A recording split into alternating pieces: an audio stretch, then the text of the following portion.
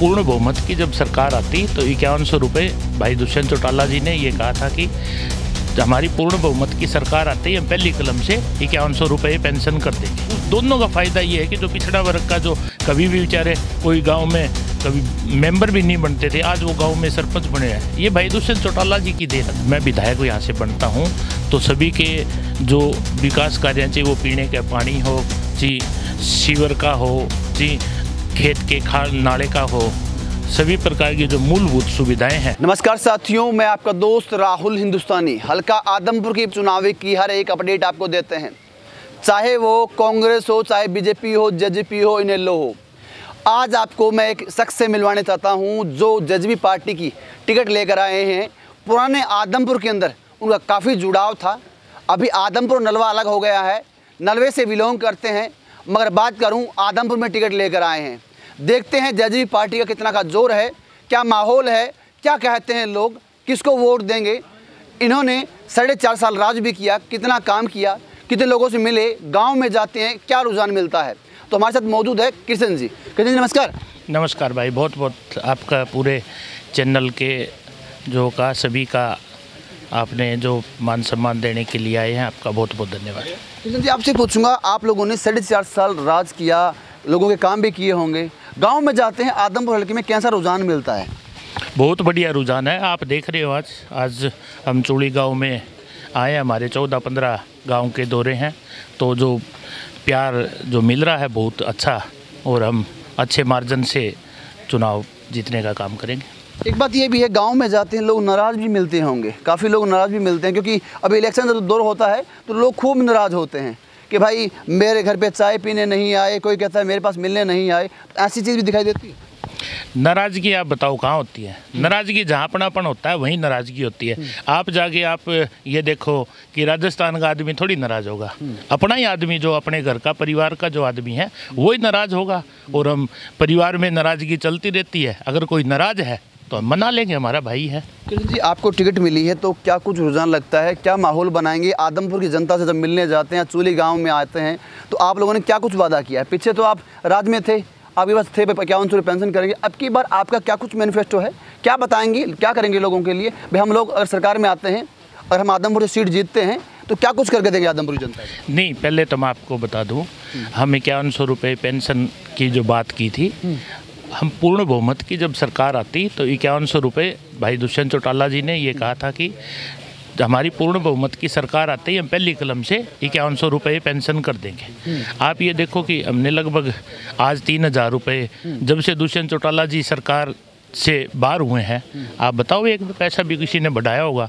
ये तो दुष्यंत चौटाला जी ने हर वर्ग के लिए काम किया है। आप बताओ आज पिछड़ा वर्ग को 8% जो आरक्षण देके जो आप किया, मैं खुद पिछड़ा वर्ग से आता हूँ, 8% है, मेरा एक भाई आज शायद वो इधर उधर होगा, उसका महिलाओं को 50% दिया। उस दोनों का फ़ायदा ये है कि जो पिछड़ा वर्ग का जो कभी भी बेचारे कोई गांव में कभी मेंबर भी नहीं बनते थे, आज वो गांव में सरपंच बने हैं, ये भाई दुष्यंत चौटाला जी की देन है कि जो हर वर्ग के लिए जो सोचते हैं विकास कार्य। आज आप ये देखो कि मंडी के लिए कह रहे थे जो कांग्रेस के थे, जिन्होंने सिर्फ एक किसान आंदोलन में जाके जो हमारे भोले भाले जो किसान थे उनको भगाने के लिए भी मंडी तोड़ देंगे, ये तोड़ देंगे। आप ये देखो आज मंडी टूटी, मंडी नहीं टूटी ना मंडी।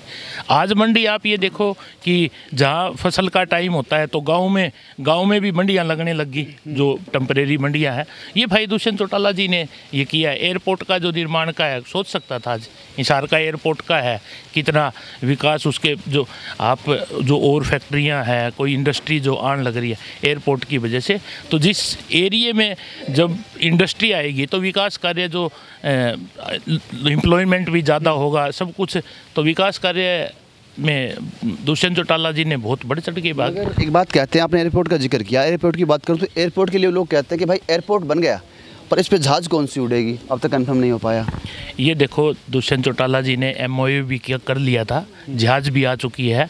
जब से वो गठबंधन से बाहर हुए थे उसके बाद बीजेपी से जिसको सिर्फ एक अगवा करना था, किसी को बिना आपको अब आप ये जो भाई कैमरे का जो चला रहे हैं, अगर जो किसी नए आदमी को कैमरे का जो पकड़ा देंगे तो वो चला थोड़ी सकेगा। तो ये कमल गुप्ता जी को बता दिया, उनको तो खुद का ही पता नहीं वो क्या कर रहे हैं। बिल्कुल। किशन जी, एक सवाल हो रहेगा, मान लीजिए आप आदमपुर से एमएलए बन जाते हैं, तो आदमपुर की जनता के लिए आप जब गांव में जाते हैं क्या कुछ वादा करते हैं? क्या ऐसा काम क्या करेंगे आपके आदमपुर का फ़ायदा हो? आदमपुर की विकास करूँ, 56 साल से जो एमएलए बन रहे हैं, एमपी बने हैं, मुख्यमंत्री भी रह चुके हैं, भजन लाल जी ने खूब काम किया था, मगर भव्य बिश्नोई कहते हैं हमने 800 करोड़ का काम किया है, और गाँव में जाके हम बताते भी हैं 800 करोड़ का काम किया है। तो आपसे पूछना चाहूँगा कि आपके पीछे सरकार थी, साथ में आप लोगों ने देखा इनको काम करते हुए? भजनलाल जी बहुत अच्छे इंसान थे, हर वर्ग को साथ लेकर चलते थे, लेकिन भजनलाल जी के बाद जब कुलदीप जी ने यहाँ से चुनाव लड़ना शुरू किया, उसके बाद विकास की कुछ नहीं, भजनलाल जी ने खुद ने बहुत काम किए। मैं ये नहीं कहता क्योंकि हमारे आदरणीय थे वो। भव्य बिश्नोई जी कह रहे हैं 800 करोड़ का विकास, अगर कागज़ों में तो कोई 800 करोड़ का विकास हुआ है, आप इन सड़कों से गांव के जोड़ पे या गांव में पीने के पानी गया है, तो मैं तो आपसे रिक्वेस्ट करूंगा कि आप हर गांव में जाके दिखाएं कि 800 करोड़ रुपए तो अगर जे एक हल्के में जो लगे हों तो उसकी तो दिशा ही अलग होती है। आज आदमपुर मंडी का हाल देखो, कागज़ों में यूँ कहने से, बयान देने से कोई अगर 800 करोड़ का विकास होता हो तो भाई कागज़ों में हुआ तो पता नहीं, लेकिन धरातल पे तो कुछ नहीं है। जी, आपसे पूछूंगा कि आप क्या कुछ मैनिफेस्टो लेके चल रहे हैं कि भाई अगर मैं आदमपुर से एमएलए बनता हूं, चूलीगाम की बात करूं, आप पहुंचे हैं यहाँ, तो लोगों को जब आप भाषण देते हैं उसमें क्या कहते हैं कि हम आपके लिए ये काम करेंगे?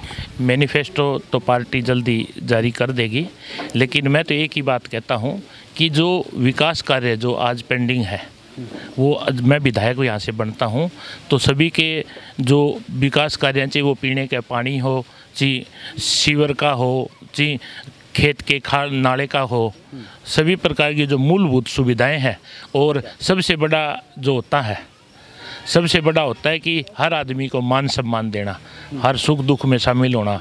मैं तो आदमपुर की जनता से यही अपील करता हूं कि 5 तारीख को जब चाबी का बटन आप दबाओगे तो भाई को जब विधायक बनाओगे तो भाई आपके किसी मान सम्मान में कमी नहीं आने देगा, और ना ही उन जो 56 साल से जो कह रहे हैं कि अब 56 साल बेमिसाल, 56 साल बेमिसाल तो भाई वोट लेने के बाद अब पता नहीं वो बेमिसाल कहाँ होते हैं, वो तो मेरे को पता नहीं, लेकिन मैं फिर से आप आदमपुर की जनता को विश्वास दिलाता हूं कि सबके साथ कंधे से कंधा मिलाकर आदमपुर का विकास करेंगे। बिल्कुल, कृष्ण जी ने की बात कही कि आदमपुर में मुझे एमएलए बनाया जाता है तो मैं विकास करूंगा। 800 करोड़ का विकास कहते हैं दिखाई नहीं देता। सभी पार्टी के नेता की बात कहते हैं कि 800 करोड़ का विकास नहीं हुआ, मगर कुलदीप बिश्नोई, भव्य बिश्नोई की बात कहते हैं कि हम गाँव में जाके बताते हैं 800 करोड़ का विकास हुआ कि नहीं हुआ। आप लोग कमेंट कर बताएं कितना का विकास हुआ, आदमपुर का एमएलए कौन बनेगा।